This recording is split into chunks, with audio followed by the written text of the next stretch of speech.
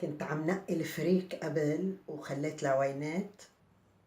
صباحو، معكم ماما نجاة من لبنيز كيتشن.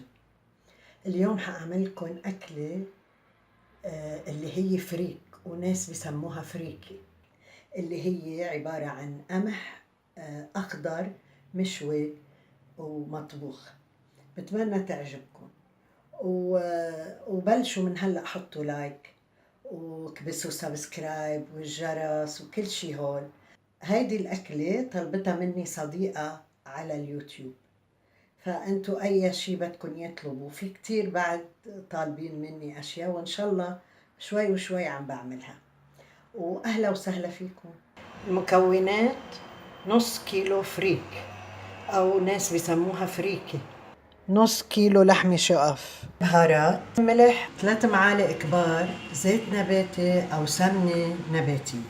بنحط فوق اللحمة جوزة الطيب، ملح وبهارات. نقي الفريك من القش والحجر وبنقعه ساعتين بالمي السخنة. بحط السمنة أو الزيت على النار وبدلق اللحمة وبقلبها، عم قلبها ليروح الاحمرار منها.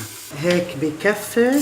بحط المي السخنة، بحط عرق قرفة، بغطي الطنجرة، غليت المي، بغطي الطنجرة وبخفف النار على الآخر، بتركها 3/4 ساعة لتستوي. بحط الفريكة بالطنجرة على النار، بلش حركها وقليها بالزبدة. نشفت تقريبا وتقلت. هلأ بدنا نحط 2.5 كوب المرقة تبعت اللحمة.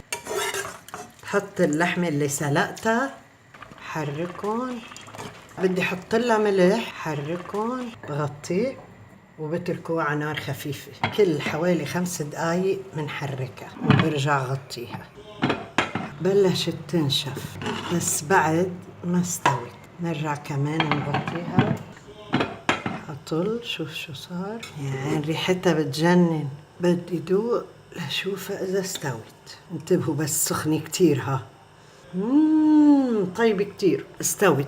تركناها 10 دقايق مكشفة وهيك خلص بكفي. نطفي تحتها. خلصت طبخة الفريك باللحمة. صبيت الفريك أو الفريكة وبحط على وجهها الكاجو لدوقها هلا مع الكاجو واللحمة. طيب كتير.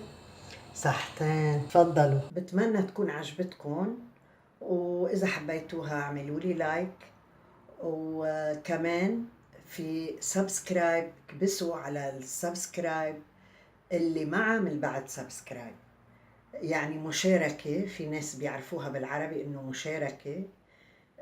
وكمان بيطلع لكم جرس صغير بتكبسوا عليه، بتصيروا تحضروا فيديوهات جديدة وبتحضروا فيديوهاتي القديمة. ودايما احضروني، وعطول في عندي أشياء جديدة، وعطول أي شيء بدكم إياه اكتبوا لي إياه بالكومنت. مثل ما شايفين أنا كل حدا بيطلب مني أكلي بعملها. أي شيء بدكم إياه تعلقوا، تقولوا لي شيء قولوا لي. هذيك المرة مثلا صديق حاطط لي إنه ما بيسوى تطبخي بالألمنيوم لأنه الحامض مع الألمنيوم بيتفاعل وما بيسوى أبدا.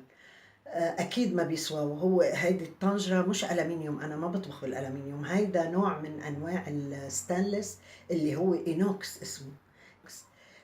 كله بحاول أطبخ بشي صحي، حتى بحاول الأكل يكون صحي لحتى يفيد عائلتي، لتكون صحتنا منيحة، وكمان يعني لحتى تشوفوا كيف بتنعمل الأكلة. وبحاول قد ما فيي بطريقة تكون كتير صحية ومفيدة وهينة، بحاول هونها قد ما فيي. وأهلا وسهلا فيكم، وباي.